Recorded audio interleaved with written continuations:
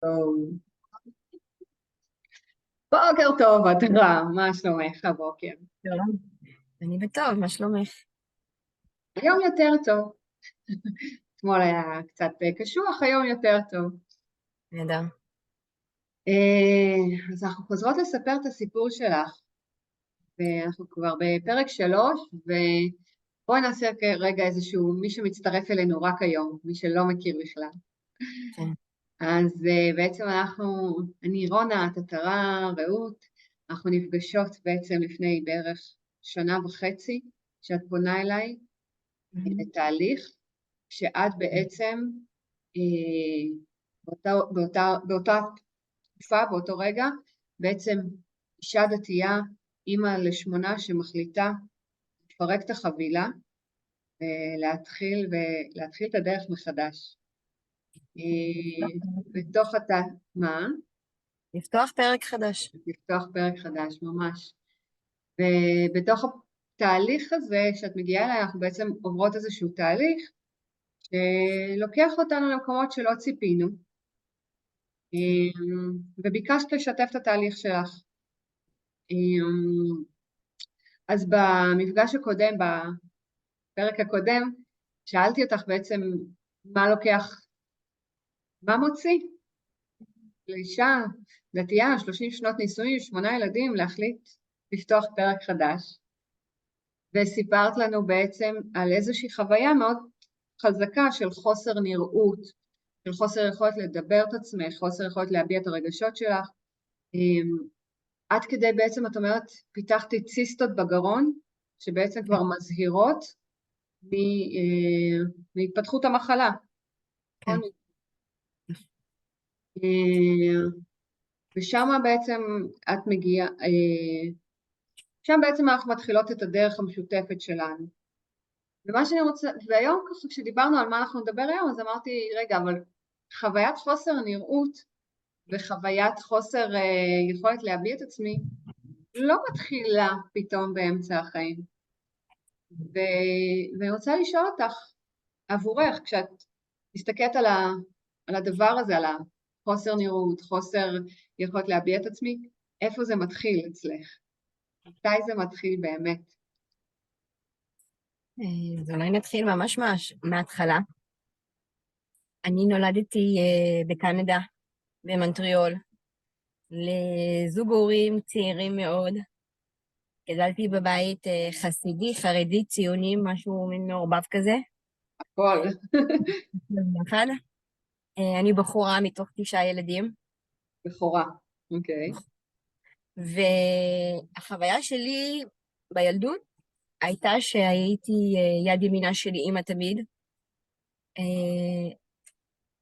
סוג של מדריכה בקייטנה מרובת ילדים. זאת אומרת, תמיד היה סביבי הרבה ילדים, ותמיד הייתי עסוקה בלעזור בדברים האלמנטריים, להאכיל, לקלח, לטפל, לשמור, להוציא, כל ההתעסקות הזאת עם ילדים. במבט לאחור נתתי לעצמי, היום אני מבינה שנתתי לעצמי משמעות דרך כל הנתינה והעשייה הזאת. והיום, מהמקום שלי, אני מבינה שבגלל שהחיים היו מאוד מאוד אינטנסיביים, שיש הרבה ילדים ברצף כל שנה. כל שנה ילד. כל שנה, כן, עם הילדה ממש כל שנה וכמה חודשים, אז לא היה פניות, כנראה, לראות, לשים לב, והיו המון מעברים, עברנו דירה ממש כל שנה. כל שנה. כל שנה. ולא רק עברנו דירה, זה היה מעבר ממקומות משמעותיים, מקנדה לארצות הברית, לעוד מקום בארצות הברית, דרך כל מיני קהילות שונות ומגוונות, עלינו לארץ. באיזה גיל את עולה לארץ? אני עולה לארץ בגיל 10. גיל 10, וכמה אחים כבר יש לך? היינו אז 6 ילדים. וואו. שנה אחת זה היינו כבר 7 ילדים. אז בעצם את אומרת, אני מתחילה את החיים, נכון? גיל שנה ומשהו כבר בעצם יש לך אח, וככה כל שנה מצטרף אח, נכון? כן. ואח או אחות, ובעצם את אומרת, אני כבר בתפקיד ההורי של לטפל בילדים, ובתוך זה אתם עוברים, את אומרת, אנחנו עוברים דירות, אז גם עם כל ההורים, עם הילדים, עם כל הזה, מתחילים לעבור גם קהילות שונות. קהילות שונות זה אומר התנהלות שונה, זה בעצם אורח חיים היה אחר. מאוד חוויה של חוסר שייכות וחוסר, זאת אומרת, זה דרש ממני הרבה יכולת, הרבה אנרגיות להתאקלם. ואם את שואלת רגע על החוסר יכולת לדבר את המקום שלי, הרי אני בחורה מתוך כל פעם מספר אחר, אבל הרבה ילדים. כן, והיה צריך לעזור, אמא הייתה צריכה לעזור להרבה ילדים להתאקלם, גם היא בעצמה הייתה צריכה להתאקלם. אז אני ישבתי לי במקום שלי, ולקחתי את עצמי על עצמי, ועזרתי כמה שיכולתי עם אחרים. ואם אני מסתכלת על זה רגע מהמקום שלי היום, אחרי תהליך איתך וכל המסע חיים, אז אני מבינה שהקרקע הזה היה הקרקע שהנשמה שלי בחרה בצורה מאוד מדויקת כדי לעבור את השיעורים וללמוד את השיעורים שבאתי ללמוד. אבל אז, בתור ילדה, זה לא מושגים שהכרתי או שהבנתי, ופשוט כן. לא הרגשתי, לא נראית. הרגשתי סוג של בדידות כזאת. אז אני עוד מעט אדבר איתך על השיעורים שאת מבינה היום, כי הם הכי מסקרנים אותנו, אבל אני רגע רוצה להתעכב עדיין על חוויית הילדות. אז את אומרת, אני בעצם ילדה שנכנסה כבר למסע ההישרדות של ההורים שלי. אני כבר מתחילה כאילו להיות הורה בגיל מאוד מאוד צעיר. את עוזרת אמרת לי, אני עוזרת לקלח, אני עוזרת לזה, אני זה מטפלת באחים. זה לא, סליחה שאני כותבת לך, זה לא הוגדר תפקיד כזה, אבל נשאפתי לשם, עשיתי את זה מיוזמתי. זה היה מין כאילו הבנה כזה של, טוב, בואי נא, יש פה כמה תינוקות בוכים וכמה דברים, את יודעת, כמה עניינים קורים בו זמנית, אז פשוט נתתי את עצמי ועשיתי את זה. את אומרת, אני לא זוכרת זיכרון שהכריחו אותי לעשות את זה, אלא איזשהו מאוד. מקום שבעצם אני מרגישה שם משמעותית. זה בעצם מה שאת אומרת לי, נכון? במבט לאחור, היום אני מבינה שהרגשתי משמעותית בנתינה הטוטלית הזאת, ובמקום הזה שכאילו הצנעתי את עצמי, ולא דרשתי ולא ביקשתי, ונכנסתי לפינה כדי להקל, מה שנקרא. כן, כן, קורה להרבה מאיתנו. תראי, בעצם אני ככה, ואז את אומרת, אז בגיל 10 אני עולה לארץ, לא מספיק שאני עוברת קהילות, וכל קהילה דורשת התאקלמות מחדש, וכל קהילה דורשת התאקלמות עם מלא ילדים, והורים לא פנויים, כי גם הם צריכים להתאקלם, וזה גם כמעט כל שנה עוד ילד, ועוד התאקלמות, ועוד זה. זאת אומרת, אני גם בעצם בגיל 10 עולה לארץ, ואז גם מחליפה שפה. זה כבר לא רק קהילה, זה כבר גם להחליף שפה. זה להחליף שפה, זה להחליף תרבות. היה עוד פעם שהחלפתי שפה, עברנו לניו יורק, וההורים גרו בקהילה של חסידות מסוימת שונה, והכניסו אותי לבית ספר שדיברו שם יידיש, אז פשוט נאלצתי ללמוד יידיש. אני זוכרת את זה. כאילו, את לרגע לא מבינה מה הולך פה. בעצם ואז את מתקבלת. כן. בעצם את אומרת, אני כל הזמן, מגיל 0, בעצם צריך, כמעט מגיל 0, חיה בחיים שאני נדרשת להתאים את עצמי לאחרים, ולרצונות ולדרישות של אחרים, ולזוז בלי שיפוט, אבל כאילו השגעונות של אחרים. כן. למדתי לרצות, כי בעצם מגיל 0 הייתי צריכה להתאים את עצמי למה שקורה במציאות. ולאן זה לוקח אותך בחיים? אחרי שנות הילדות, שתמיד דאגתי להיות בסדר, למדתי לרצות כדי להיות בסדר, ולמדתי לרצות כדי להרגיש את השייכות למשפחה הזאת, לקהילה המסוימת וכו'. מצאתי את עצמי בוחרת גם זוגיות כזו, מתוך הצורך שלי, להמשיך את השיעור הזה, שעוד לא למדתי אותו, ולקחתי את עצמי גם להורות כזו, שתמיד הייתי במקום הזה, של להיות אימא שאני בסדר עם זה, ואני בסדר עם זה, ומצאתי את עצמי במקום שלא השארתי לעצמי מקום. לא נתתי מהלב ומהנשמה, נתתי את הלב ואת הנשמה. ואז מצאתי את עצמי עם צ'יסטות בגרון, כי לא ביטאתי את הרגשות שלי ואת את עצמי, את הצרכים של עצמי. לא השארתי על עצמי מקום בכלל בכל החיים האלה לצרכים שלי. אולי מיד אחרי הפרידה מאב ילדיי, אחרי 30 שנה, פעם ראשונה אני שואלת את עצמי, רגע, אבל מה את רוצה? ואני בת 48, בחיים לא שאלתי את עצמי שאלה כזאת.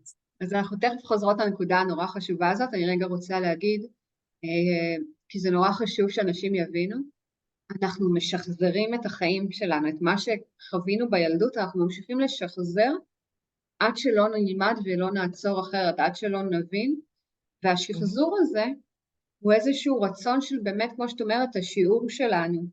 ואם אנחנו מסתכלים על החיים שלך, אז את אחות ל8 אחים, ואת כבר משמשת כאימא, ול8 אחים האלה מגיל מאוד צעיר, כי את הבכורה, אז את משמשת כאימא, ומרצה את כולם ומטפלת בכולם, ועוזרת לאימא ואבא, ומטפלת בילדים ומבטלת את עצמך. ובחיי נישואים שלך, את אימא ל8 ילדים, כן. ממשיכה לעבוד בשביל כולם. כן, לגמרי. אז לא נשאר לנו הרבה זמן, ואני כן רוצה אז לחזור רגע. אז היום כשאת מסתכלת, היום את במסע חיים מאוד ארוך, אנחנו נפגשות איפשהו בדרך, אבל את במסע חיים מאוד ארוך, ואת פוגשת הרבה אנשים בדרך, ואת נמצאת היום בשלב מסוים. כשאת מסתכלת עכשיו רגע על המסע חיים האלה, ואת אומרת לי, בגיל 48, פעם ראשונה אני בוחרת לשאול מה אני רוצה. מה קורה פה? מה זו החוויה הזאת? מה התובנות שלך פה? וואו, זאת שאלה... מה שאת מספיקה לעכשיו. אנחנו נעשה עוד פרקים, אל תדאגו. קודם כל, זה התחיל את ההצפה של להקל את החיים בכלל. זאת אומרת, כשעזבתי, כשהחלטתי לפתוח פרק חדש, הייתי כביכול על הסוס, והבנתי שאני לפני התמודדות, אבל לא הבנתי באמת לקראת מה אני הולכת, בתהליך הזה שעברתי איתך.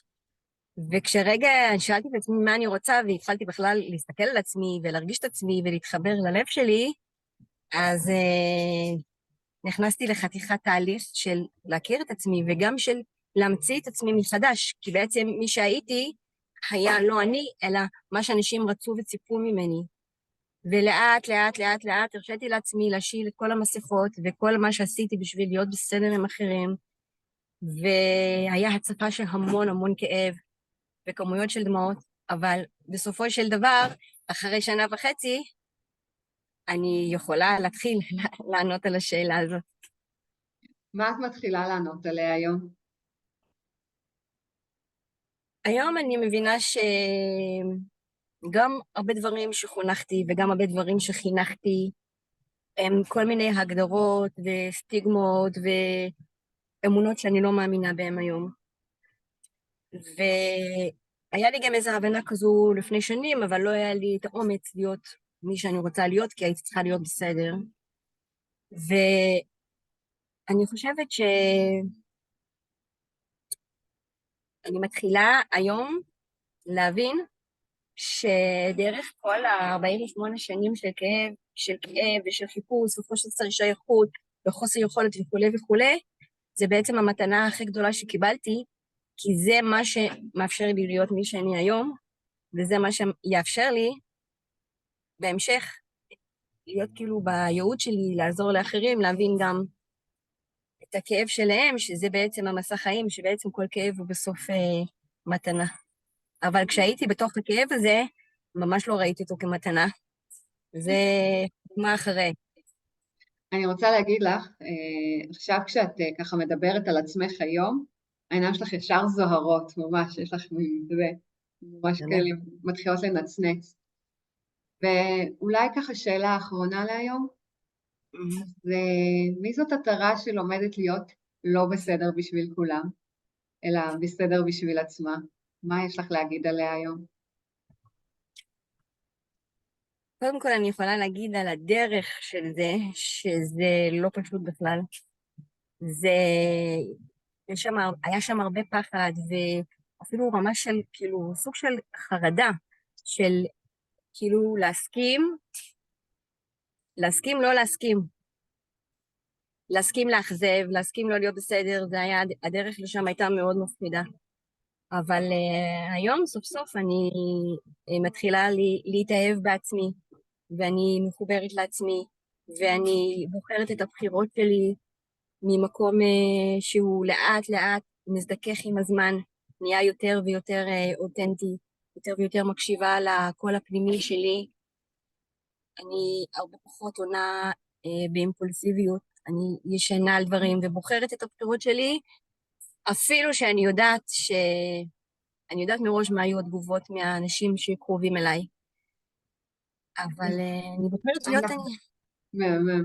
קודם כל, מהמם, ואני יודעת מה את עוברת עדיין, ובאמת לראות את הנצנות שלך בעיניים זה הדבר הכי מרגש שיש, תדעי לך. תודה. אז אנחנו, אני חושבת, במפגש הבא נדבר על התהליך הזה של השינוי, ואנחנו נגדיר אותו קצת, כי הוא באמת הדבר הכי חשוב ומעניין בעיניי, בתוך תהליך כזה. בואי נסיים להיום. טיפ ככה אחרון, מילה להיום שאת רוצה להשאיר אותנו.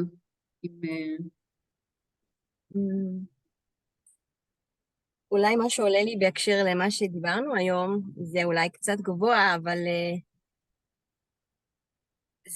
זה באמת כאילו ההבנה שלי היום אחרי המסע הזה, שבסופו של דבר הנשמה בוחרת את המרחב שהיא רוצה לשחק את המשחק. לגמרי. ואת התפקידים שהיא רוצה לשחק בהם כדי להגיע לאן שהיא רוצה להגיע. לגמרי.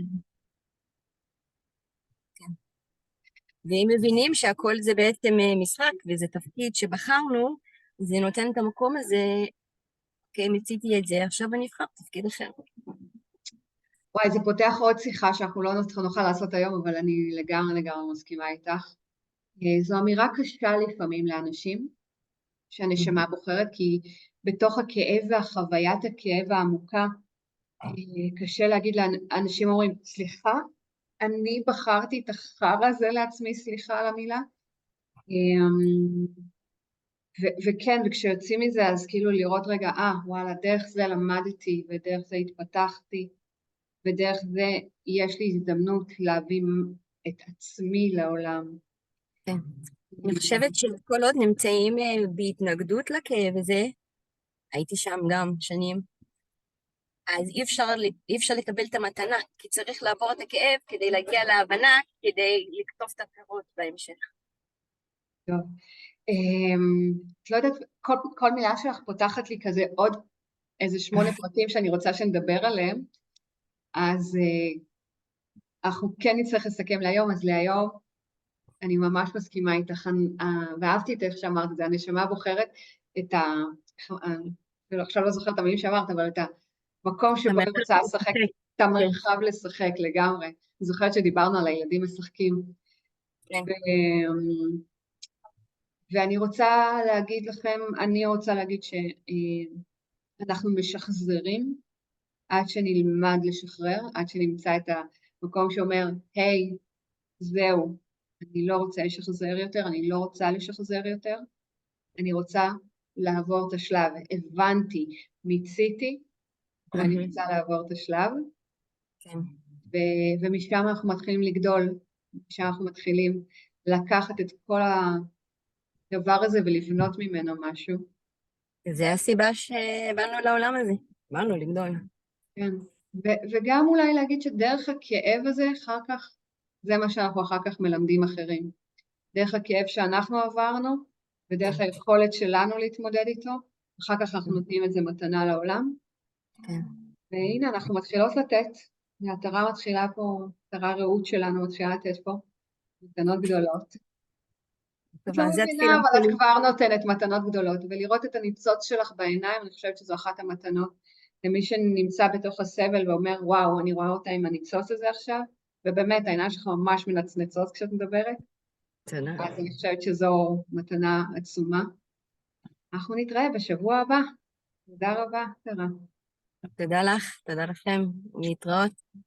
יום טוב.